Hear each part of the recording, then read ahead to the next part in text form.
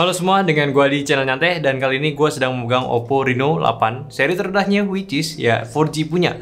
Di bawahnya 8Z, 8 5G sama 8 Pro 5G. Yang harganya ini cuma di harga 4,999 juta aja. Cukup terjangkau buat kelas menengah, tapi gue heran sama tim Oppo, kenapa ada lini yang satu ini. Ya memang pasti ada sih ya yang karena bakal jadi pilihan termurahnya si Reno 8, tapi banyak hal yang janggal aja buat kalian consider beli handphone ini. Kalau gue sih ya langsung aja ambil yang 5G-nya aja, atau enggak ya sekalian yang Pro 5G-nya aja. Ya walaupun harganya mahal, tapi gue yakin kaum mendang-mending di target market handphone ini pastinya kuat lah buat nambah budget buat yang seri tingginya. Gak cuma mendang-mending, malah beli handphone yang murah gitu ya. Kenapa gue orang suka sama handphone ini? Ini tuh terlalu standar cuy, ketimbang dari yang Oppo Reno 8 Pro 5G-nya punya style yang lebih mengejar estetika si Find X Pro-nya ya. Kalau ini malah jadi kayak mirip sama Oppo A57, desain handphone budgetnya Oppo sekarang. Ya otomatis gue bisa katakan ini kurang premium. Ini gue rasa memang rencana itu Oppo ya cuman sekedar ngedami aja di Reno 8 ya, biar orang tuh belinya yang seri tertingginya aja. Kayak secara keseluruhan Oppo Reno 8 5G pun sama Pro 5G jadi andalan di lininya kali ini.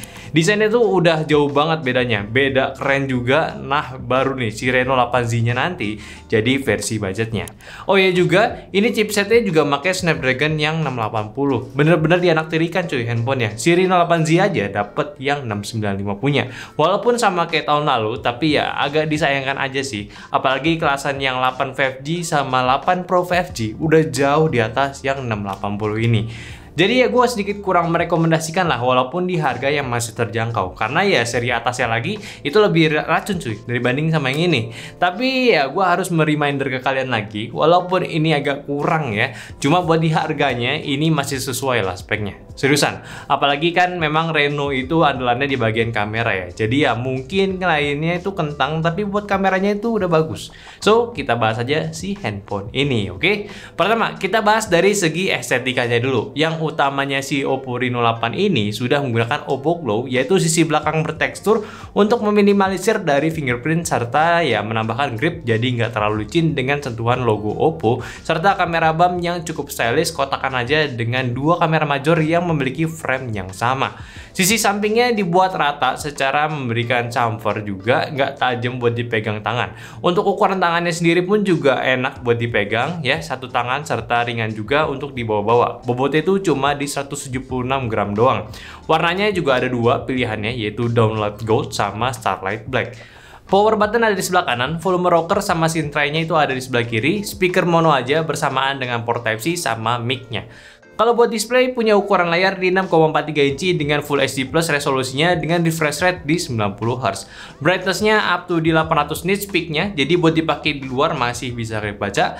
Terus panelnya sudah menggunakan AMOLED, otomatis ya ada always on display-nya. Ya sekali lagi kalau dari desain sebenarnya sih udah oke. Cuma menurut pendapat gua dengan jajaran Reno 8 yang baru ini, ya ini sebenarnya agak disayangkan banget gitu. Nggak dikasih desain yang baru juga. Tapi kembali lagi, kalau menurut kalian gimana ini sama desain yang satu ini? Coba komen aja di bawah. Tapi setidaknya nih ya, dari yang satu ini udah fingerprint free ya, jadi yang tangannya minyakan ya aman lah megang si handphonenya ini.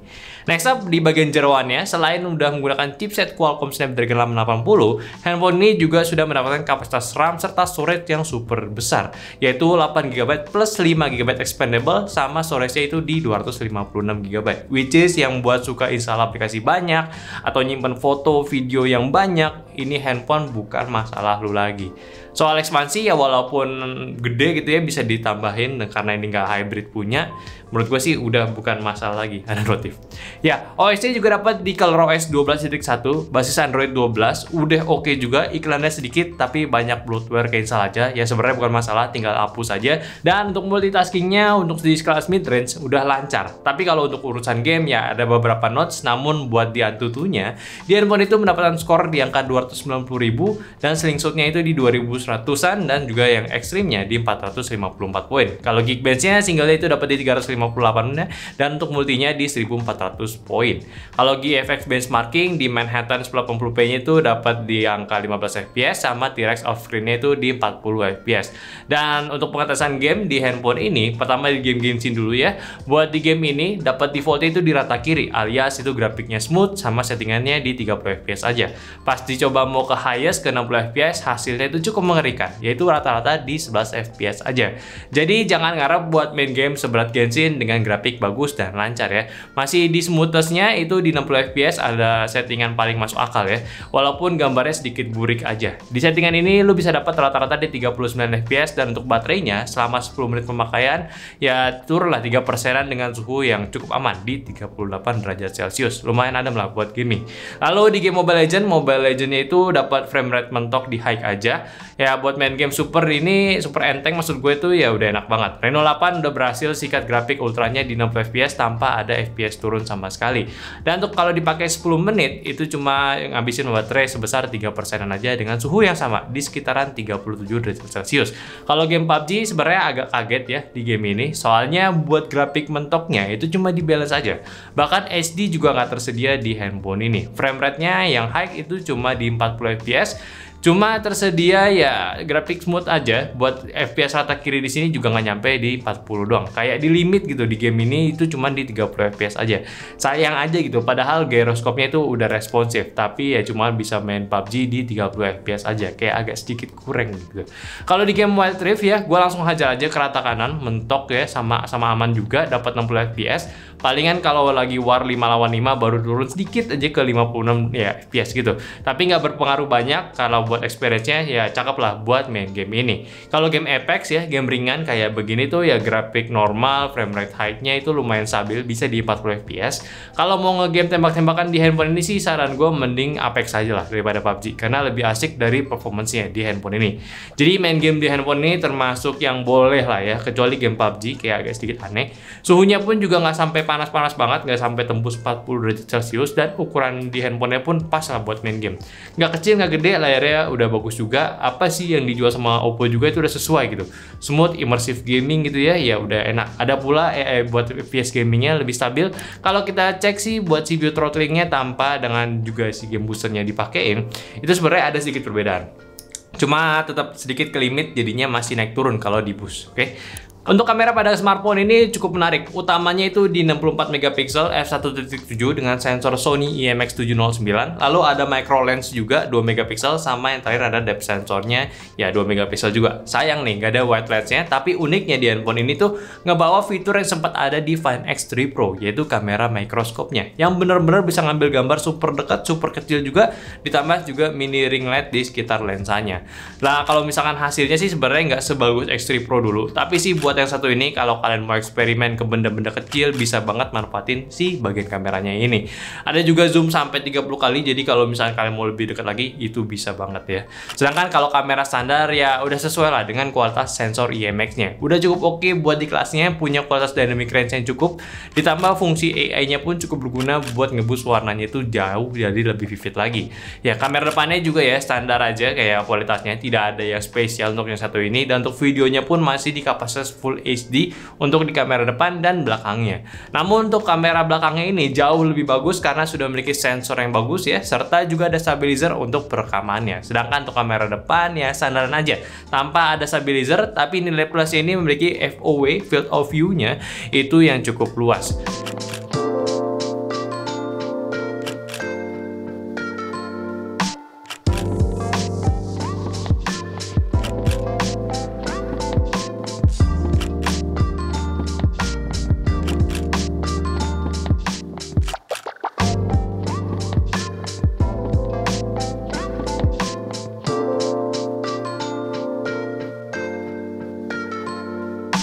Next up, buat baterai, di handphone ini punya kapasitas di 4500 mAh dengan pengecasan SuperVOOC 33 watt charging.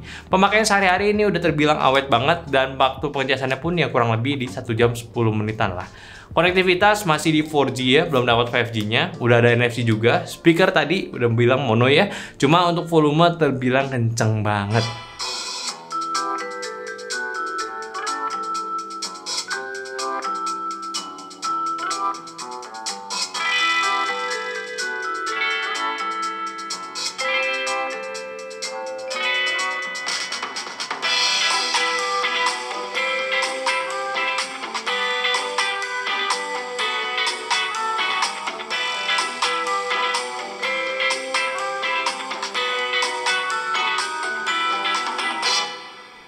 Satu hal juga nih buat utilitas ya, handphone ini belum punya haptic feedback atau enggak haptiknya kalau punya Oppo ya. Jadi ya belum kerasa premium lah buat di kelasannya. So kesimpulan yang satu ini, kalau kita bahas lagi soal Oppo Reno 8 4G ya sebutannya untuk di kelasannya, sebenarnya nih handphone udah oke lah. Cuma sekali lagi, concern gue di sini tuh bukan soal price to performance-nya, melainkan dengan lini Reno 8 lainnya yang lebih menarik dari segi spek dan juga desainnya. Memang harganya itu pastinya bakalan lebih mahal kalau kita ambil seri tertingginya. Cuma gue yakin dan Oppo pun harusnya itu paham juga untuk marketnya di sini tuh bakalan lebih tertarik buat ambil lini yang 8 5G-nya atau bahkan 8 Pro 5G-nya karena lebih premium looks cuy.